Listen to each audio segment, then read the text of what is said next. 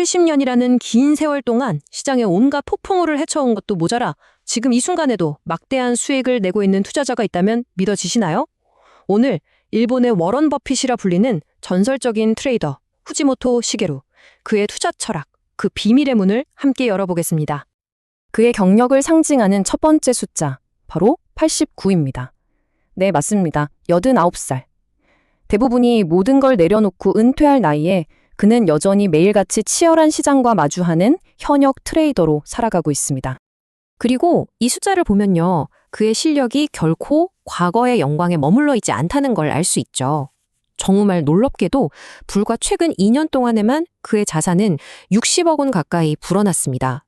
70년의 관록이 오늘날의 시장에서도 통한다는 가장 강력한 증거 아닐까요? 그의 성공은 투자 세계의 아주 오래된 질문에 대한 하나의 답을 제시합니다. 바로 이거죠. 기업의 가치를 보고 길게 묻어두는 장기 투자와 찰나의 순간을 노리는 단기 트레이딩. 이 물과 기름처럼 섞일 수 없어 보이는 두 전략이 과연 한 사람 안에서 공존할 수 있을까요? 바로 이 역설 속에 후지모토 시게루의 성공의 모든 비밀이 담겨 있습니다. 자, 그럼 첫 번째 장, 역설의 투자자. 후지모토 시게루는 과연 어떤 인물인지부터 한번 자세히 들여다보겠습니다. 보시는 것처럼 그는 장기적인 펀더멘털 분석과 정말 짧은 순간을 노리는 데이 트레이딩을 결합시킨 인물입니다. 보통 투자자들은 이 둘 중 하나만 택하잖아요, 그쵸? 워런 버핏처럼 좋은 기업의 가치를 보고 묻어두거나 아니면 오로지 단기 변동성만 쫓거나요. 하지만 그는 이 둘을 완벽하게 하나로 융합했습니다. 바로 이 독창적인 시스템이 그의 70년 투자 인생을 관통하는 핵심입니다. 하지만 그의 이런 전략은요, 결코 평온한 온실 속에서 만들어진 게 아닙니다. 모든 것을 집어삼킬 듯한 거대한 위기의 불길 속에서 그는 자신만의 무기를 단련시켰습니다. 그의 투자 인생은 말 그대로 현대 경제 위기의 역사 그 자체라고 할 수 있습니다.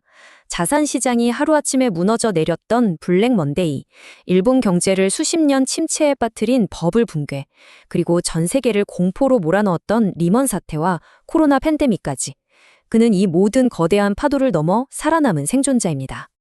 특히 1987년 블랙 먼데이 때는요, 단 하루 만에 자산의 80%가 허공으로 사라지는 끔찍한 경험을 합니다. 한번 상상해보세요. 평생을 바쳐 이룬 노력이 그야말로 재가 되어버리는 순간, 대부분의 투자자라면 아마 절망하고 시장을 영원히 떠났을 겁니다. 하지만 그는 달랐습니다. 포기하는 대신 이 거대한 실패를 자신의 가장 위대한 스승으로 삼았죠. 이 경험을 통해서 투자의 본질이라는 게 시장을 예측하는 게 아니라 바로 내 안의 감정을 통제하고 원칙을 지키는 데 있다는 걸 정말 뼈저리게 깨닫게 된 겁니다. 자, 그렇다면 그 뼈아픈 경험은 어떻게 그만의 독특한 하이브리드 투자 시스템으로 꽃을 피웠을까요?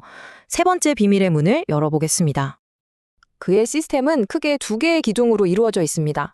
먼저 왼쪽을 보시죠. 이게 바로 안전망입니다.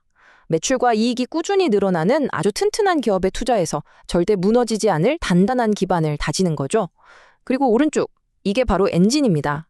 기술적 분석을 통해서 단기적인 기회를 포착하고 수익을 만들어내는 아주 공격적인 부분이죠. 그리고 바로 이 지점에서 그의 천재성이 빛을 발합니다. 그는 이 두 기둥을 완벽하게 융합시켰어요. 이게 무슨 말이냐면 그는 오직 펀더멘털이 튼튼한, 다시 말해 우량 기업의 주식으로만 데이 트레이딩을 한다는 겁니다. 이게 바로 그의 핵심적인 리스크 관리 비법입니다. 혹시라도 단기 매매에 실패하더라도 그의 손에 남는 건 위험한 투기 자산이 아니라 얼마든지 장기 보유할 수 있는 우량 자산이니까요. 이렇게 강력한 하이브리드 시스템, 그렇다면 이걸 지탱하는 건 뭘까요? 바로 심기체라고 불리는 그의 인생 철학입니다. 성공을 위한 세 가지 기둥, 바로 마음과 기술 그리고 몸의 조화입니다. 첫 번째 기둥은 마음, 즉 감정 통제입니다. 그는 투자를 시장과의 싸움이 아니라 내 안에 있는 욕망과의 싸움으로 봅니다.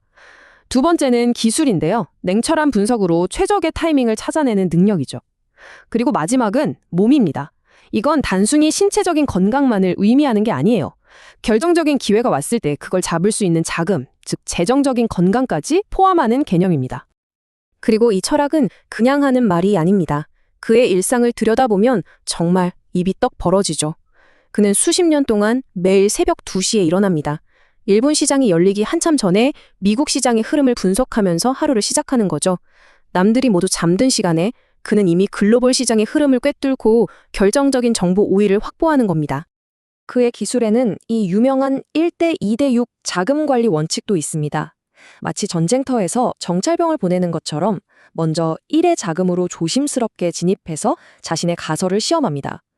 방향이 맞는 것 같다 확인이 되면 2의 자금으로 비징을 늘려서 확신을 더하죠. 그리고 마침내 이거다!